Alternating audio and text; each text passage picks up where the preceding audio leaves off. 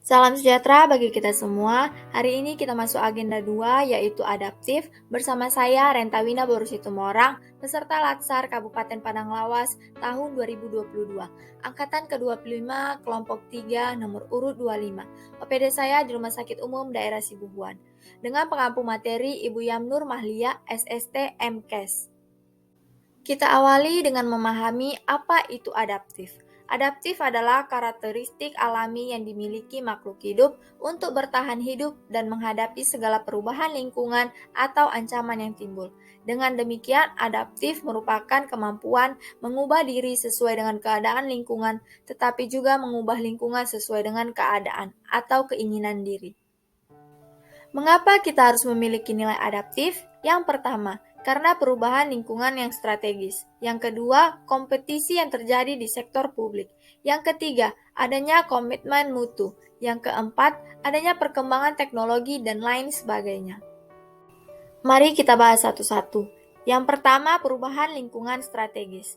Dalam kondisi ini, di mana perubahan adalah sesuatu yang konstan, dengan nilai sosial ekonomi masyarakat yang terus bergerak, disertai dengan literasi publik yang juga meningkat, maka cara sektor publik dalam menyelenggarakan fungsinya juga merupakan kemampuan adaptasi yang memadai.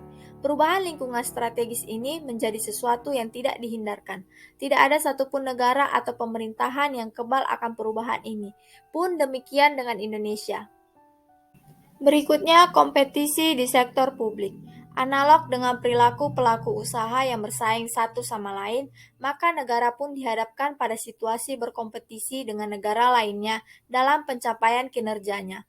Walaupun karakteristik kompetisi antar negara berbeda dengan kompetisi yang terjadi di sektor bisnis, sehingga negara pun dituntut untuk memiliki kapasitas dan daya saing yang memadai dalam berkompetisi agar dapat menjadi yang terbaik. Selanjutnya, komitmen mutu. Standar mutu pelayanan ASN yang responsif dan cerdas dalam menyelenggarakan pelayanan, serta literasi publik atas kualitas layanan yang terus meningkat, menjadi faktor-faktor yang mendukung komitmen mutu yang lebih baik.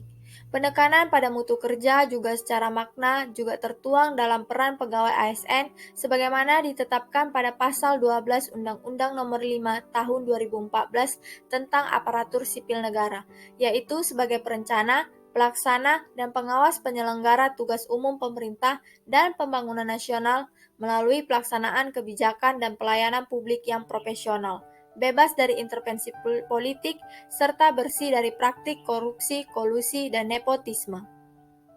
Berikutnya, perkembangan teknologi. Variabel yang tidak kalah pentingnya yaitu perkembangan teknologi, seperti artificial intelligence, Internet of Things, Big Data, otomatis, dan yang lain sebagainya.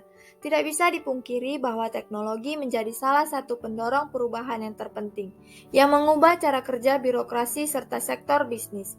Masyarakat harus beradaptasi terhadap penggunaan internet ini, bukan hanya dalam hal penggunaannya saja, tetapi juga harus diiringi dengan peningkatan kesadaran mengenai pentingnya melindungi diri dan organisasi dari kejahatan cyber. Adaptasi tidak berhenti di kemampuan menggunakan, tetapi juga antisipasi dan konsekuensi yang mungkin timbul dari pelaksanaan cara-cara baru dalam bekerja dengan teknologi. Demikian pula lah dengan perubahan perilaku komunikasi yang semakin didominasi oleh penggunaan media sosial. Yang terakhir, tantangan praktek administrasi publik. Praktek administrasi publik yang terus berubah dan bercirikan adanya distribusi peran negara dan masyarakat juga telah dikenal dalam banyak literatur.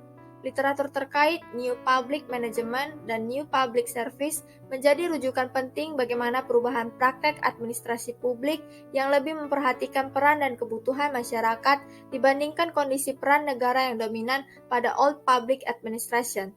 Praktik administrasi publik sebagai pengenjawatan fungsi pelayanan publik oleh negara dan pemerintah selalu berhadapan dengan tantangan yang terus berubah dari waktu ke waktu. Tantangan ini menjadi faktor yang memaksa pemerintah untuk melakukan adaptasi dalam menjalankan fungsinya. Selanjutnya, organisasi adaptif. Organisasi adaptif esensinya adalah organisasi yang terus melakukan perubahan, mengikuti perubahan lingkungan sekitarnya. Selanjutnya, adaptif sebagai nilai dan budaya ASN. Budaya adaptif dalam pemerintahan merupakan budaya organisasi di mana ASN memiliki kemampuan menerima perubahan, termasuk penyelarasan organisasi yang berkelanjutan dengan lingkungannya, juga perbaikan proses internal yang berkesinambungan. Dalam konteks budaya organisasi, maka nilai adaptif tercermin dari kemampuan respon organisasi dalam mengadaptasi perubahan. Penerapan budaya adaptif dalam organisasi pemerintahan akan membawa konsekuensi adanya perubahan dalam cara pandang, cara berpikir, mentalitas, dan tradisi pelayanan publik yang lebih mampu mengimbangi perubahan atau tuntutan zaman. Kemampuan beradaptasi juga memerlukan adanya inovasi dan kreativitas yang ditumbuh kembangkan dalam diri individu maupun organisasi. Di dalamnya dibedakan mengenai bagaimana individu dalam organisasi dapat berpikir kritis versus berpikir kreatif. Selanjutnya, pemerintah yang adaptif. Pemerintah adaptif bergantung pada jaringan yang menghubungkan individu, organisasi, dan lembaga di berbagai tingkat organisasi.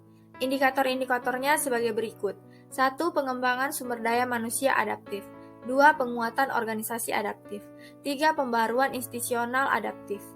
Pembangunan organisasi yang tangguh menyangkut 5 dimensi yang membuat organisasi kuat dan imajinatif. Yang pertama, kecerdasan organisasi. Kedua, sumber daya. Ketiga, desain. Keempat, adaptif atau adaptasi. Selanjutnya, panduan perilaku dalam menjalankan adaptif. 1. Menyesuaikan diri menghadapi perubahan. 2. Terus berinovasi dan mengembangkan kreativitas. Yang ketiga, bertindak proaktif. Sekian yang dapat saya paparkan terkait materi adaptif.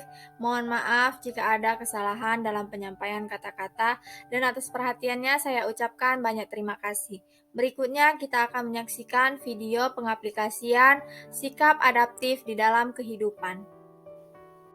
Halo teman-teman, ketemu lagi pada pembelajaran hari ini agenda 2 yaitu adaptif.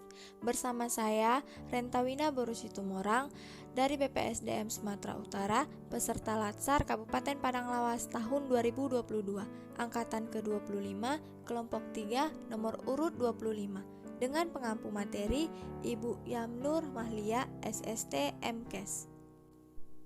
Apa sih adaptif itu? Adaptif adalah terus berinovasi dan antusias dalam menggerakkan serta menghadapi perubahan. Dalam menerapkan perilaku adaptif ada 3 poin loh. Yang pertama, menyesuaikan diri menghadapi perubahan. Yang kedua, terus berinovasi dan mengembangkan kreativitas. Dan yang ketiga, bertindak proaktif.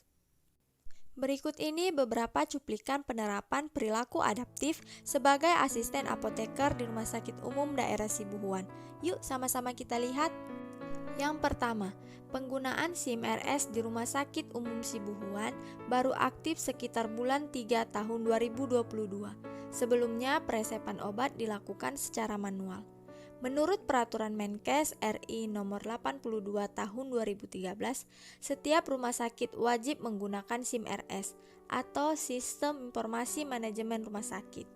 SIM RS merupakan sistem teknologi informasi yang memproses seluruh alur pelayanan rumah sakit. Dengan adanya SIM RS memudahkan pekerjaan dalam pelayanan, sehingga peresepan obat saat ini sudah dilakukan melalui SIM RS. Selanjutnya yaitu ketika berada di lingkungan yang baru, tentunya harus sama-sama menyesuaikan diri dengan perbedaan watak dan karakter demi terjalinnya kekompakan dalam bekerja. Kode etik dari adaptif adalah cara menyesuaikan diri menghadapi perubahan. Sekian kontribusi saya dalam tugas individu adaptif. See you next video, bye-bye.